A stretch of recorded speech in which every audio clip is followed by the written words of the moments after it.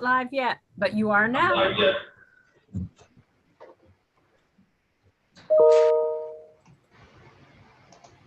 We are live now. It's 2:15, Friday afternoon, April 22nd. Bill is H738, an act relating to technical and administrative changes to Vermont's tax laws. Vermont Community Broadband Board's request. Christine Hallquist, Executive Director for the Vermont Community Broadband. Welcome. Thank you so much. Thanks. And, as we spoke the other day, we heard Chris Pearson's concerns, and we have some suggested language which hopefully addresses those concerns. And I'll kind of go back just to before I turn it over to Stan, our attorney, to talk about this. Just want to repeat, how we're funding this network. The message we've been delivering to the legislature is we believe this network could get, by the way, this message is 6 months old. I'm a little nervous it could be higher. I'm pretty sure it's higher at this point with inflation. But anyway, we talked about an estimated $550 million cost to get the underserved and unserved addresses connected to fiber optic internet. We have learned, and we learned that, if we get 60% of that funded through grants, the other 40% could be funded through financing, whether it be bond or private banks. So the idea is, although it costs $550 million, I shouldn't say it only. It's still a significant amount. It'll cost the taxpayers $350 million. So again, that 40%, getting to the market, the bond market, to get that 40% funded, it was made very clear to us that we needed to change the language of that particular part of Act 71. And as we pointed out before in the last session, that we didn't really expect to be here for 3 years, but we found out that with this level of equity funding that we've pretty much reduced the risk to the financiers. So anyway, I'll turn it over to Stan to talk about the language we added as well as the language change. Stan, if you want to take it away. Sure. Thank you for having us. As we mentioned in earlier this week. For the record, please. My name is Stan Maisel. I'm the General Counsel at the VCBB. Floor is yours. Thank you. We proposed a change to a small provision in Act 71 that would allow grant-funded assets to be transferred to a receiver in the unlikely case that a CUD or another grantee had problems meeting its requirements under the grant. The technical term is materially defaulted. So when we proposed this last week, Senator Pearson had some concerns about making sure that any assets could go back to the state. And so we have added language to the effect that the state shall have the ability to buy the remainder of a grantee's assets in the event a grantee materially fails to comply with the terms and conditions of the grant. We think this addresses the concerns and still allows the receivership notion that is so important for accessing the bond market for the CUDs. Senator Hardy. Thank you, Mr. Chair. I'm looking at the language that you provided, Mr. Maisel, and I remain concerned, and unfortunately my colleague Senator Pearson is not here, so I'm going to try to pick up his baton.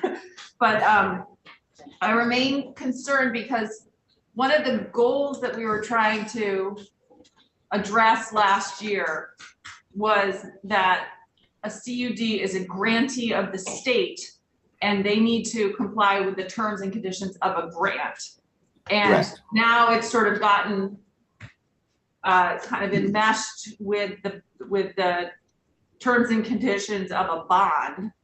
And so by putting it in the way that you're doing, you're removing the lever that the state has, the big lever that the state has for ensuring that CUDs comply with their grant conditions.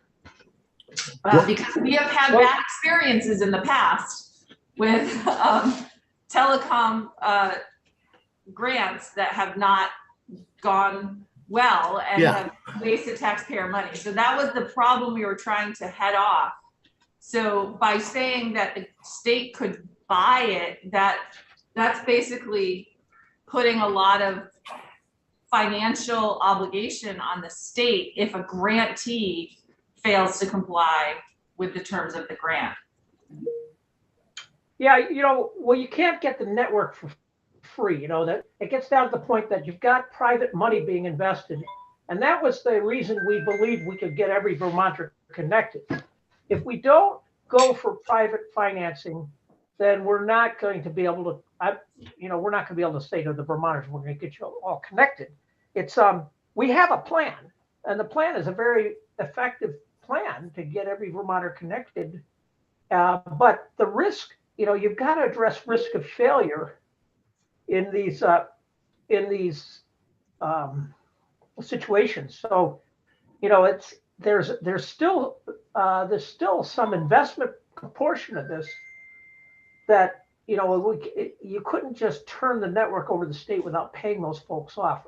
I'm not sure if I'm reading what you're saying. I wonder if it's proportionality, and Maria, maybe, I don't know if you have ideas about that, but if you could, the proportion of the network that the state has paid for or something like that. It doesn't make sense for the state to pay for the parts of the network that we've funded through grants. We've already given the money to the state. You can't break the network apart. Have to pay them for that. That doesn't make any sense. Yeah, the physics of the network are such that you can't say, the first 3 miles belong to the state and the last 3 miles belong to the private funds. But if the state is paid for 60% of it, then the state could own 60% of it and then private investors 40%. So that there's some way that the state is able to maintain the investment that it's made should things go south. And I realize that, everybody's hopeful and you're doing all you can to prevent this from happening. But I think that the language that we added does take a step in that direction, and I think that it could possibly answer your question. The state shall have the ability to buy the remainder of the grantee's assets, is what it says. So, the receiver would, eventually sort out which, creditors, get what the state gets, and we're talking about the remainder. So the state would still be entitled to, a proportion in this situation. I guess I would just like it more clearly stated, because so the court-appointed receiver has direction on how it's supposed to be divvied up. Well, I think that's I think Senator Harder, we assume that is a given as part of the receivership, but we certainly could add language that says the ownership components will be portioned according to the value that was invested. Yeah, that's what I'm. They can still have ownership. I think we assumed, that was an assumption we had, but we can clarify that the state still has ownership on the part it made its investment in. If we clarified that the state has the ability to buy out a bondholder for the remainder, would that address the issue that the state wouldn't be buying, assets that weren't held by the bondholders? I'm sorry I was late. I was getting 510 passed unanimously out of appropriations, but the base problem we have is we wanted to protect the state's investment. And I think we knew going in what the state was investing this grant money. It's not our tax money. And we really provided that base funding that we had also put into VITA the year before, knowing that these CUDs, whatever form they took, need some upfront money to get the lines out, to get customers. Okay, and unless we can come up with a lot more money, which we don't have right now, they're going to have to go to the bond bank. And the bond bank, just like a mortgage bank, says, fine, we'll loan you the money, but if something goes wrong, we are the first lien holder on the assets, because we've loaned you some money. And if Yeah, we I find. don't think they need to be first. Yeah, well, that's what I'm wondering if we haven't put a lien on anything, it was grant money. Oh, go ahead. But Christina, can't hear you, your audio, Yeah, I was saying, can you hear me now? yeah, Yeah, I was saying that I think where Senator Hardy was going, I think we can get that, Stan, and tell me if I'm wrong, but the point is, the state still owns its assets when it goes into a receivership. Correct. So the point is, I think we just have to say that, for clarification purposes, that, as in any settlement, the state will continue to retain its ownership share. I don't think we want to talk about first lien holders, because the state essentially is a first lien holder on its share, and the bondholder is the first ownership on their share, but their share is going to be 40%, state's going to be 60%. So I don't think it changes the ownership at all. I think if we just, Yeah, what do you think, Stan?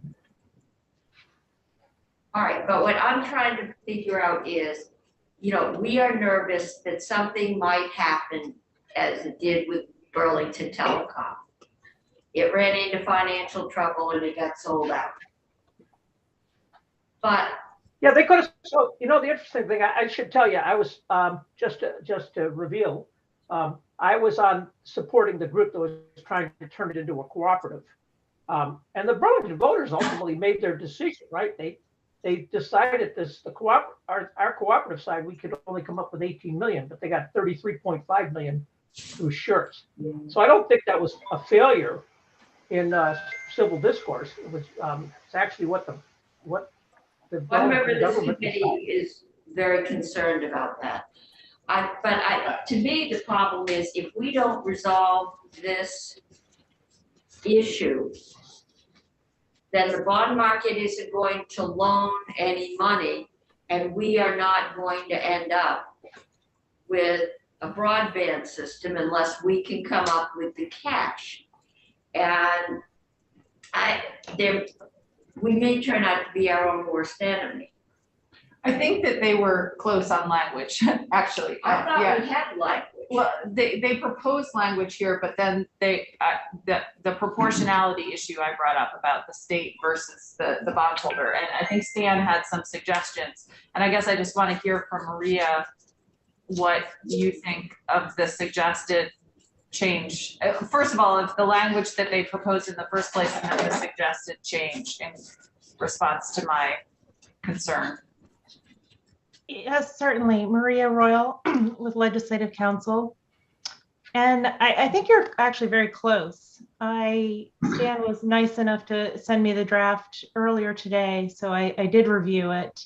And I do think the proposed language as it's drafted attempts to do what you asked, which is basically to give the state the opportunity to buy out the creditor, right? Because those assets are going to be at risk. If you're going to borrow against the assets, nobody's going to lend any money unless they have an interest in that network. And that means if you don't pay, then they're going to have an ownership interest, or they're going to be able to sell, or you're going to have to, as the state, put up the money and pay to cover any potential default, or the creditor, according to their terms, is going to take the assets. So I actually thought that the language proposed was getting at that. There might, maybe there is a way of tweaking it as Stan suggested. But it's really, you're basically going back to the state, to the General Assembly, and saying, what do you want to do now?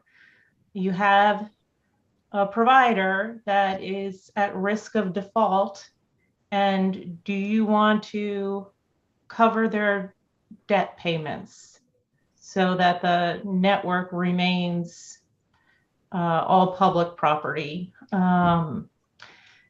So I think that's the scenario, and that's what was attempted, the option that was put before you. Right, and Stan, you had suggested a little tweak to it after could you just repeat that? Yeah, for that last phrase, the state shall have the ability to buy, right after buy, perhaps add buy out any bondholder for the remainder of a grantee's assets.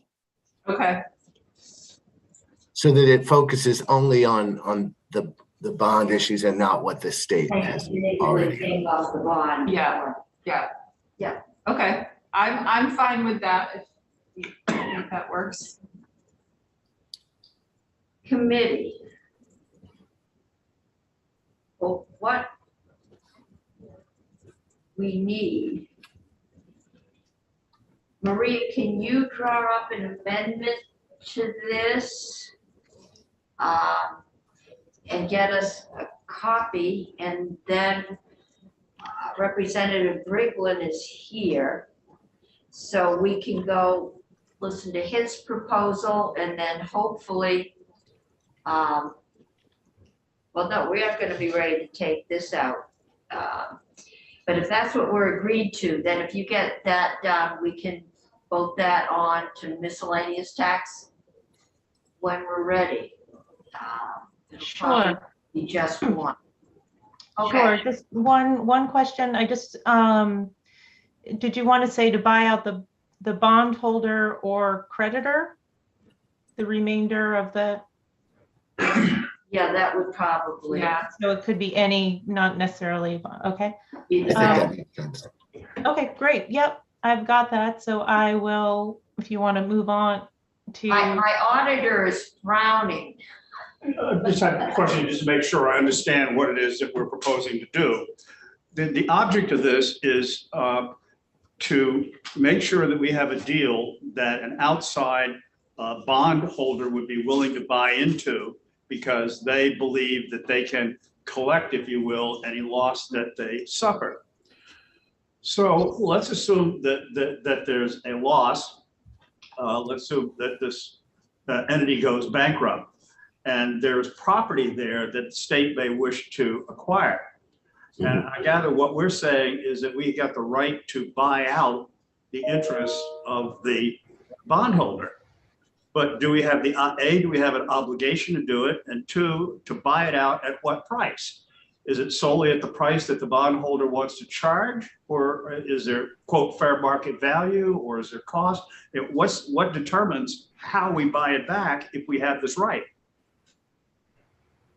Yeah, I think that's the role of the receivership, right? You're gonna, when you put things in receivership, you don't do. That's the intention is to look at fair market value at that point, regardless of what the investment was. So I think it's I think that does answer your question. That's why it's important to have this in receivership. Well, if it goes bankrupt, yes. What if it doesn't? Well, then of course it has a different value, right? That really gets to the value discussion. I'm just really, all I'm asking is the language that we're proposing, is there any fence around it to say buy back at under what circumstances and et cetera, and at what cost? How do we exercise that right? Who determines that if it's not in a receivership? Well, I guess I guess the implication here is you're buying it at whatever the bond. So for example, let's just use a house example. You buy a house for 100,000, you put in 60,000, the bank puts in 40,000. You're not paying it off on market value. You're paying it off on the original loan value. So maybe that's what you're saying, is you say at the original loan value, the loan amount, right?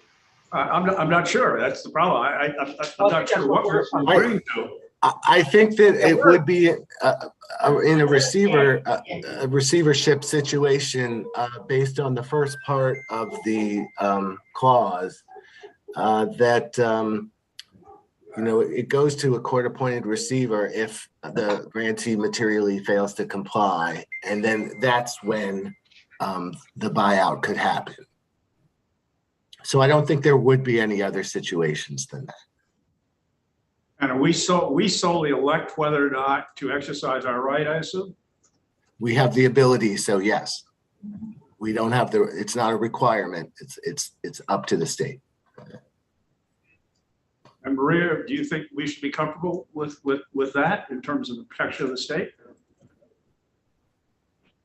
Well, I think ultimately, if it's coming back to the state, if it's coming back to the General Assembly to make a decision about whether to appropriate the money to buy out the bondholder, then it becomes a policy choice that you deal with in the event that it arises. There's nothing in here that's requiring the state to do anything. So you said basically the state has the right to buy this back from the bondholder. How do we exercise that right? Does it have to come back to the General Assembly to do that? So, those are really good questions. So the way this provision, the entire provision that's being amended, the lead-in language says the board shall establish policies and standard grant terms and conditions that, and then there are a whole list of items, including this provision. So, ultimately the board will come up with the specifics, what's going to be in the grant, what's going to be in the contract with any bond holder.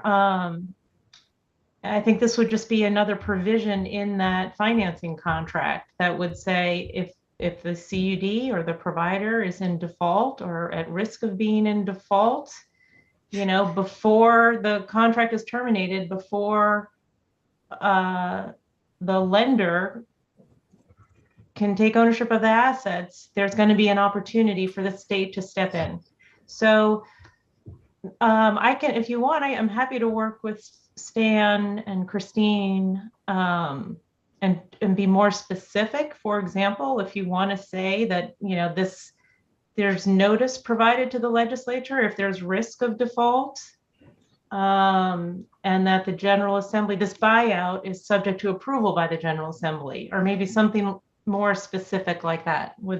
Does that sound? Well, I just want to understand how it works. I would be hesitant for it to come back to the General Assembly because that would just gum things up even further and add to delay, and you can count on it happening when we're not in session and so on. I think we have clarity in whatever the contractual arrangements and requirements are ahead of time as to what happens and who makes the decision as to whether we buy out. I don't know that it has to come back to the General Assembly, at least from my perspective. I don't know what my colleagues think. Well, if we got to come up with a couple $1 million to buy out the bond, it's going to have to come. It would have to. It would have to come back, Yeah. if we have to come up with real money. Yeah, and I think it's a big enough decision that Yeah. we would want it to come back to the General Assembly. It's not the broadband board. We don't want to give them that authority to decide whether the state is going to spend that much money to buy back. And there are different conditions that the General Assembly would make different decisions. If you're concerned about the interim, you can have notice or authority to the Joint Fiscal Committee if the General Assembly is not in session. In other words, if there's some urgency. Wouldn't want that either. The Joint Fiscal Committee wants it, but. Well, I'm just envisioning, if let's say the worst thing happens and an organization goes bankrupt in July, what do we do? Do we allow the asset to sit there and fester until we come back in January? Or do we have some mechanism in place to move this along? Well, I think that excuse me, Madam Chair. That when assets go into a receivership like that, it's not an automatic thing. It takes, you know, that's a months, sometimes years long process to sort out a financial implosion. So hopefully we never get there. Well, hopefully we never do, but the reason that we have, of course, these CUDs is to serve the Vermonters who don't have broadband. And that's really what I'm looking at, is how do we both deal with this particular clause, but ensure that we've got a process in place to continue this along. This is probably a larger question than this narrow one we're talking about here. I think we could probably find someone at DFR or the Attorney General. I mean, bankruptcy doesn't just happen.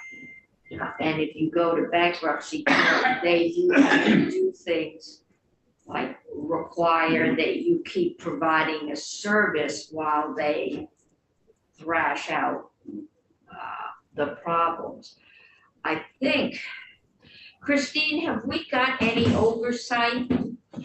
Did we give the board oversight of the finances of the Yes. CDs? That's what I thought. Yeah, So you and should have some idea if they're starting to go down a tube.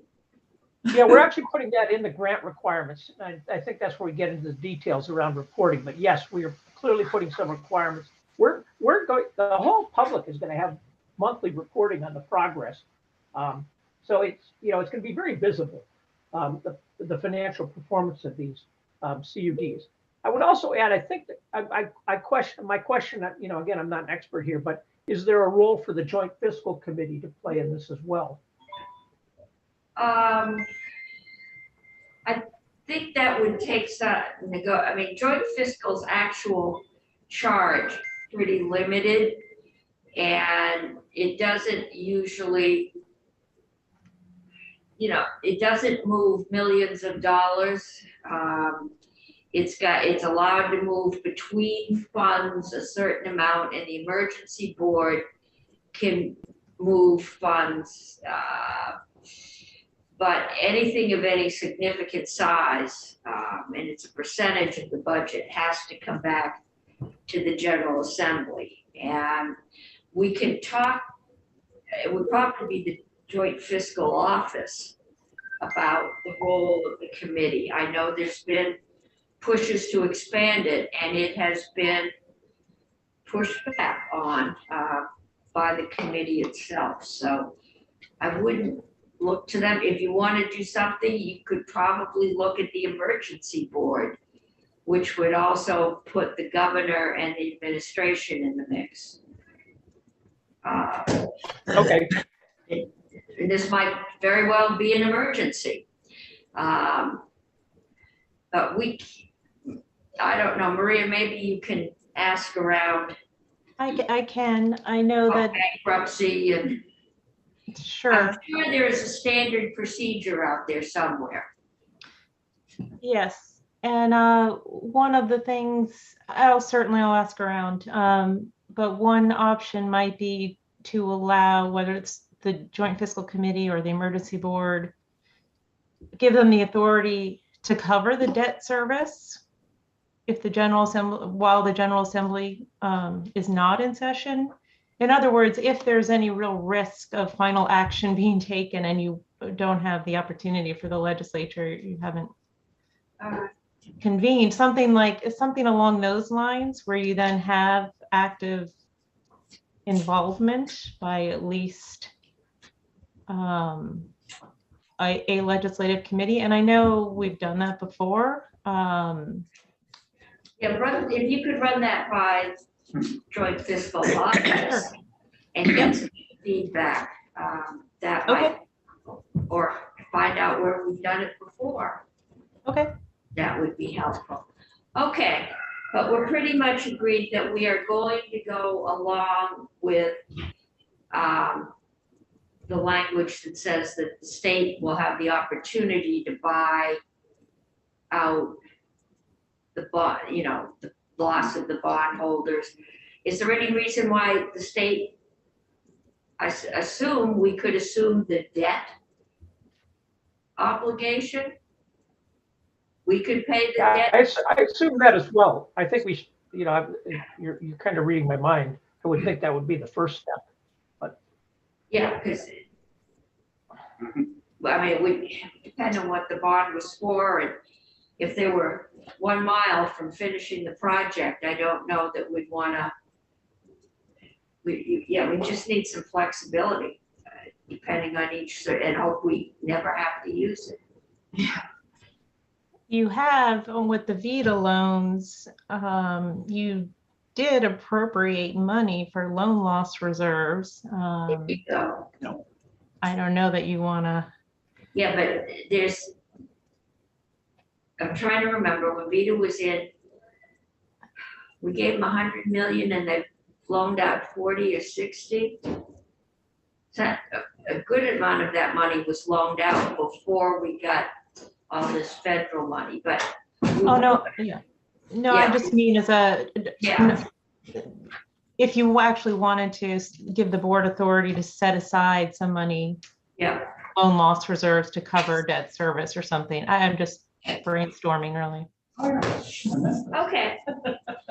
So I think we've got enough to work. I think we know what we want to do. We're just trying to cover all our bases in case. All right.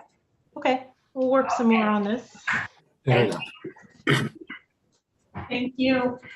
Thank Thank you. Yep, thank you, everybody. Okay. Okay, all right. Yes, that's great. So Super Representative comprehensive. Brickland, thank you for sticking with us. Floor ran late, what can I tell you? That was fun to listen to.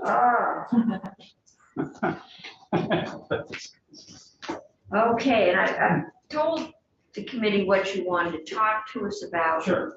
Just give you an opportunity to run your thoughts by them. I think we do all know that E911 has been running a deficit for several years. And here we are. Here we are. We still haven't found a way to fix that. Here we are. Well, no, I will also acknowledge this is pretty late in the session. Your committee and my committee, but for the record, Tim Brickland, representative from Thetford, and my committee being the House Energy and Technology Committee, received a memo from the Agency of Administration earlier this year, which I'd asked Faith to post to the website today, so you can take a look at it again at your leisure. It's under my name. But last year, we basically asked the Agency of Administration to come forward with some proposals on how we can stop the hemorrhaging of, trying to find money to fill in E911, which we've been doing for the 3rd or 4th year now. And so just to kind of characterize the problem in a concise way, if I can, E911 is funded through the Universal Service Charge, which generates about $6 million a year currently. It's a 2.4% charge on all retail telecom service. So whether it's a landline, whether it's a mobile line, whether you have your telephone service over VoIP, over internet, there is a 2.4% charge on that bill for the voice, importantly. And that the revenue that charge has been generating has been going down at about 5% a year since 2015. 2015, that generated, I think, $6.8 million a year. The reason, and I said 5%, the reason it's $6 million now is we increased that charge in 2019, you may recall, from 2% to 2.4%, with that 0.4% going to broadband. So it's still there, but apples to apples, if you take that 0.4% out, it's been going down to about 5% a year. Generally, the reason for that is, again, no secret. People are moving away from landlines to mobile phone lines. Mobile phone lines are about 2/3 of the phone lines in the state now. So close to 900,000 phone lines in the state, about 2/3 of them are mobile lines. And when you get to your mobile bill, a certain amount of that bill is ascribed to voice service, actually a fairly small amount, which is subjected to the USF charge. Most of the bill is data, which is not subjected to the USF charge. Even though you can use that data plan to contact E911, either through text or through wireless phone calling at home. If you use your phone at home and don't use cell service, which is the case with me, you can still use that data plan for 911 service. So again, there's a number of reasons why that's going down. The gap that we're needing to fund that the USF doesn't support in terms of E911, it's basically approaching $1 million a year now. So this memo that was provided to us by the Agency of Administration had a number of ideas in there. The priority idea was that we should take 911 service out of the USF and fund it in the general fund. That was something that my committee was not supportive of, nor was the House Appropriations Committee. I think the Senate Appropriations Committee similarly is not going there. There were other proposals in that memo, which I would say my committee found interesting. I'm coming forward to you as a single legislator. This is not something my committee is bringing forward, but I think there was interest in it, which is there are a number of other states that have moved away from this percentage of your phone service charge to simply a flat fee on every voice phone line. I think New Mexico, Utah, Nebraska have gone to this. California and Kansas are now considering it. But what that would entail would be, in this amendment that Maria has drafted on my behalf, is a 70 cents per line charge instead of a 2.4% charge. The break point there is $30 a line, if you do the math. 2.4% of $30 is, actually I think it's a little bit more, so it's a little less than $30 a line. The other thing that's important to recall about the Universal Service Fund is, so that the charge fills up the fund each year. A sixth of the fund goes to broadband, that 0.4% of the 2.4%, 1/6 goes to broadband. And then the next money is kind of in order, go to cover administrative fees, Lifeline, which is the low income phone service line, hearing impaired service, and then what's left over funds 911. So that's kind of the bottom of the barrel, if you will. But what's left over now to service 911, which requires about $5 million a year, is, what's left over is nearing $4 million a year, and declining from there. So the question is, how do we break the ship? So I'm certainly not speaking on behalf of the administration. As I said, their primary proposal was take it out of the USF and put it in the general fund. But there were also, kind of a description of this, kind of flat per line proposal in the memo, which again, at about 65 to 70 cents a line would replenish the fund back to where it was in 2015, and essentially fund everything that is required to be funded out of the USF, and would be stable because the percentage, even though we have a flat percentage, the revenue that it's going against each year is declining. But if there was a flat fee, it would simply be relatively stable at that level.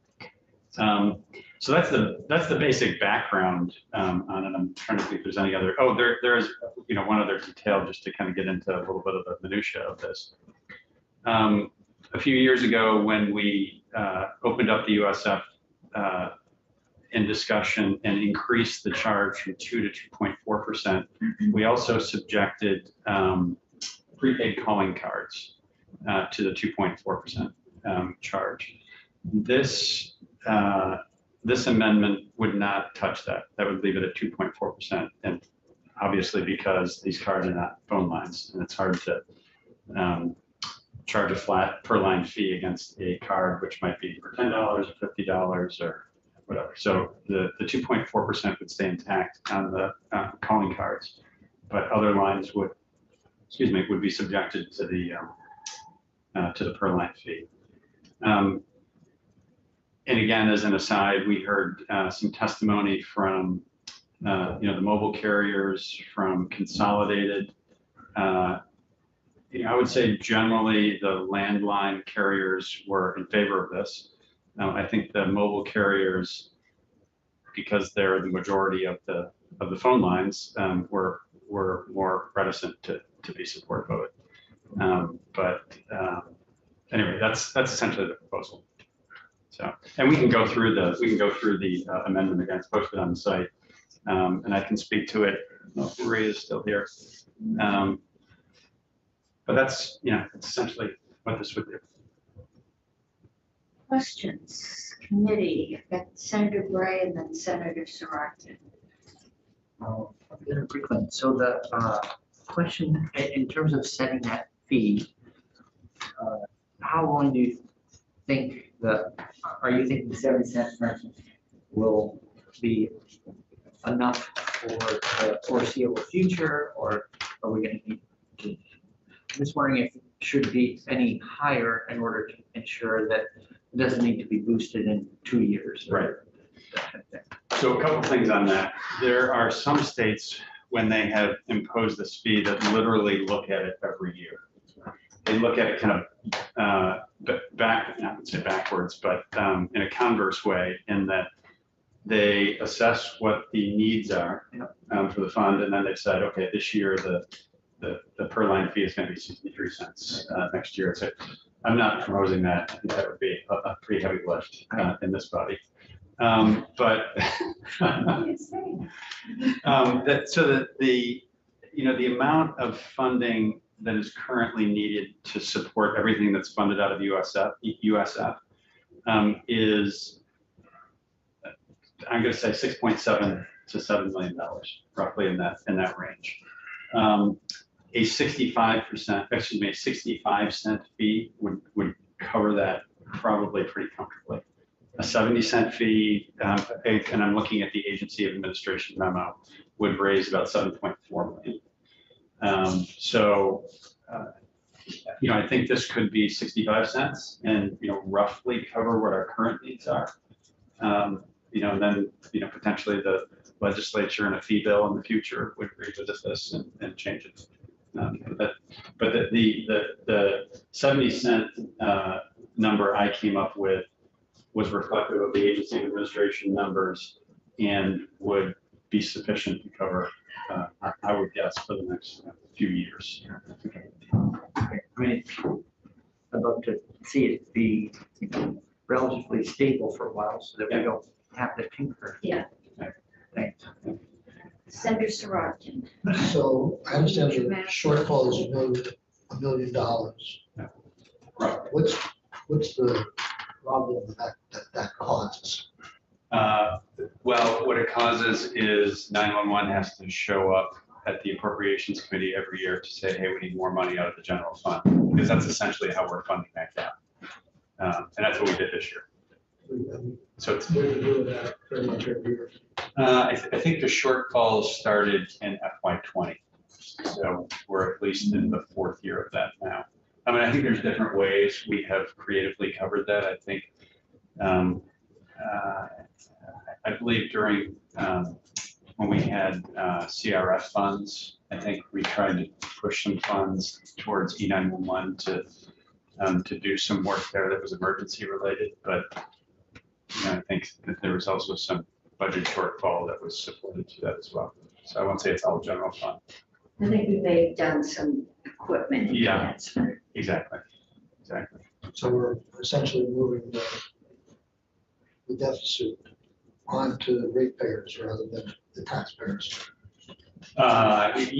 Which I would say has been the intention of the USF. And that has increasingly, we are moving it onto taxpayers now, as opposed to folks who have the phone lines.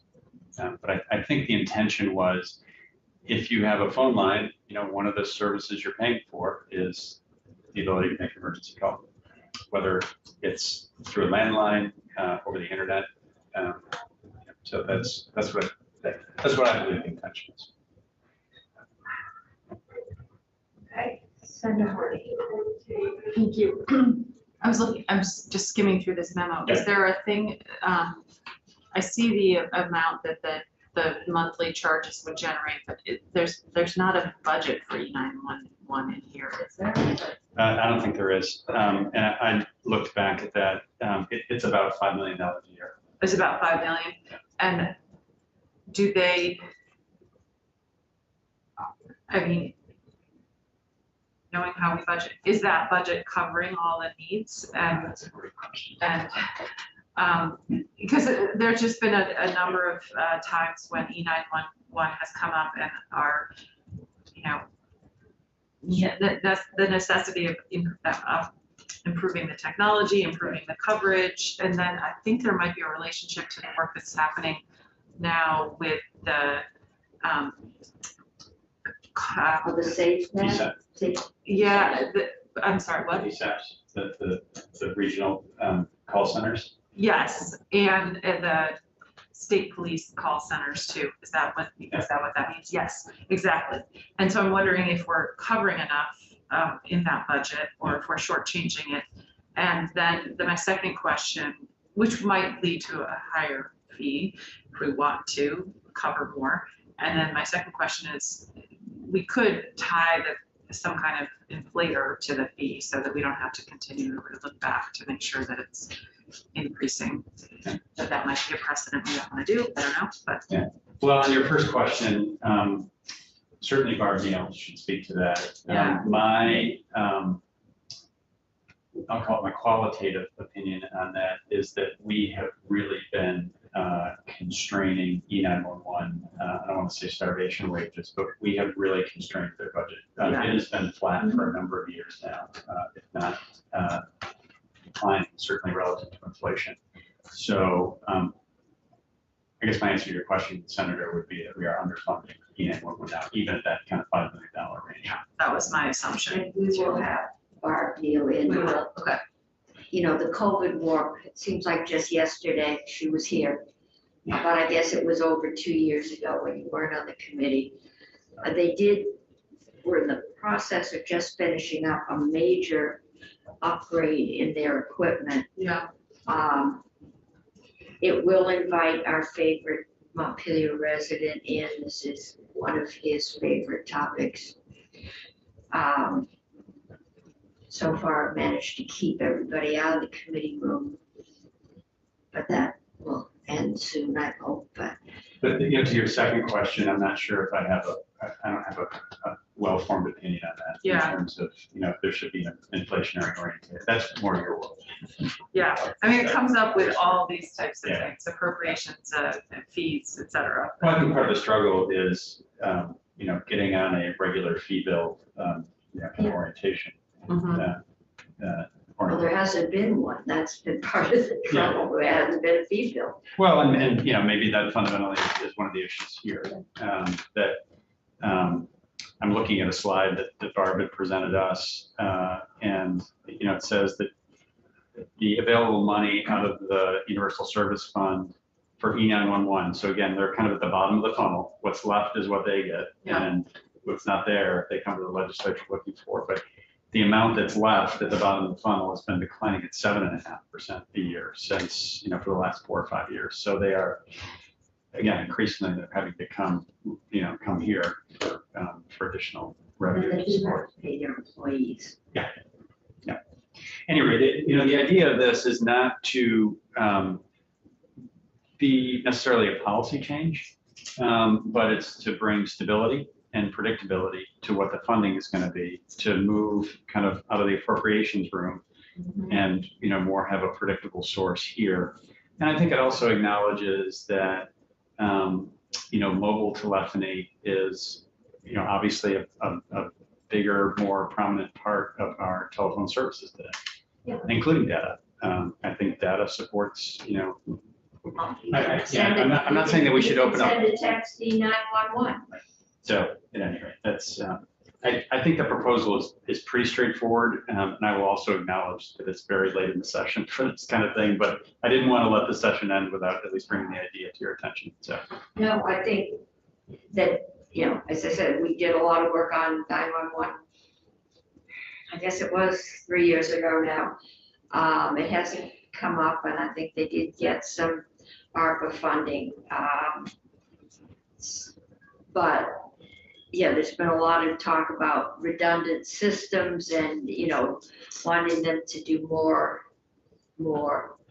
and make it universally available, which is not something I think anyone expected when it first went in. If you had a landline, you got connected and that was it. So it probably is a good thing. We have this in the yield bill. This is the easy one. Yield bill is gonna be, I think, a little challenging, but. Madam Chair, this has the benefit of taking us to section Z in the bill too. So I think, you know, given our track record with using the full alphabet That's in true. bills. Okay, so Mr. Arkin. I assume this wasn't presented in the House. So I don't know if this is the way it works. Actually, Representative Ansel was interested in this, but knowing where the bills that might be appropriate vehicles for this type of amendment currently reside, she directed me to Senator Cummings. But I think she's interested in this. But it wasn't brought up earlier in the session. No. This was me having too much time on my hands about 3 weeks ago, and my committee took some testimony on this, and it, seemed like an interesting idea for a problem that we hadn't got our arms around. So. But it's been a known problem for several years. Sure. And unlike this committee, Ways and Means doesn't have any responsibility for broadband. That's true. So. I thought you were going to leave it at that. They have no responsibility. That is So an we interesting send it back idea to to you. shift that responsibility for a year. Yeah, I'd like to send triple of our responsibility somewhere else, but haven't gotten it. So I believe Faith had posted the amendment that I'd worked on with Maria on your website. So that's there for your. Yeah, I think it's going to be a pretty simple amendment, and unless AT&T or somebody has a meltdown or. Well, I definitely think you're going to hear from folks. I'm sure we will. No, and again, my committee had a representative from the mobile carriers. I don't think the mobile carriers are all in agreement on this because they handle their service differently from a national perspective relative to how they deal with different states. Consolidated was the only landline provider that we had in, but they also cover a pretty significant part of the state. And then we also took testimony from Douglas Farnham and Clay. Yeah, so we will have all the usual suspects in. If we don't find them, I'm sure they'll find us. And thank you. Yeah, I think this is on Friday afternoon. a relatively. Representative Briglin, just a question or two on a slightly unrelated subject, but I think might be a bit of interest to this committee as well. Okay. While you're here. Yeah, and that is just on a whole cellular issue. I understand, for example, among one of the CUDs has indicated that maybe 10 years before their broadband build out is done, and it's raised more the question of, do you need that interim increase in cellular ability and wireless, just, the whole public protection issue. I'm just wondering, did that come to your committee at all? Did you guys do anything with it this year? Well, we looked at it in the context of what the governor's proposal was. Yeah. Again, on behalf of my committee, what we had come to a conclusion on was to support it, but in a smaller way.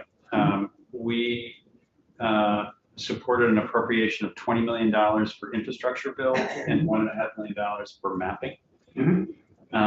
And the reason, essentially the reason why we reduced it from the governor's ask was we were concerned about, frankly, the ability to even build at the scale that was included in the, was it $50 million? Yeah, $50 million was the number. So I would say that was a primary concern, but I think again, just trying to convey the views of my committee, I think there was certainly an interest in expanding cell service, on the most traveled, most underserved areas. Frankly, we didn't discuss it much in the context of broadband. It was more kind of cellular coverage and safety. Yeah, public safety issue. Yeah. I would say that was the context. But I also want to be clear, the reason we shrunk the was just because we were concerned about the ability to actually invest that money in the amount of time. Now, does that go forward?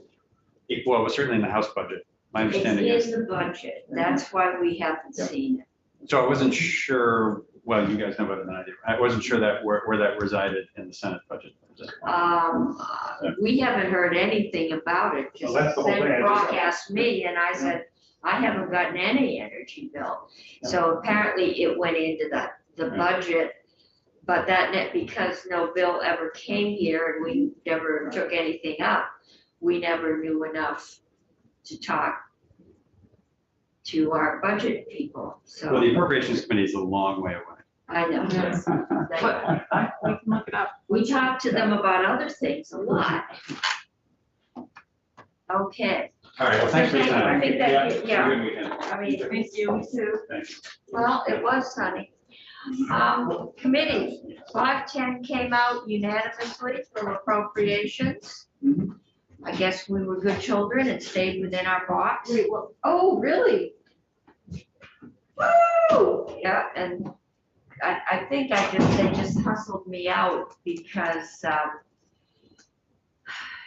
I think it was the institutions, the capital people all arrived and were sitting around. I think that's Benning and Ingalls, isn't it? Mhm. Yeah, they both came in. So, that's where we are. That's out. No, that one, what was on notice? That one is on notice. I'll check, I had two that I have to do next week. One is banking and insurance. And I thought it was 510 that was. No, on it there. may be. I did see two things on those with your name on it. Yeah, and I know the reach up bill hasn't come out because are you Jane doing has, I'm doing the reach up. It's the reach out bill has not come out? No, Jane has reservations about that. Are we still in line?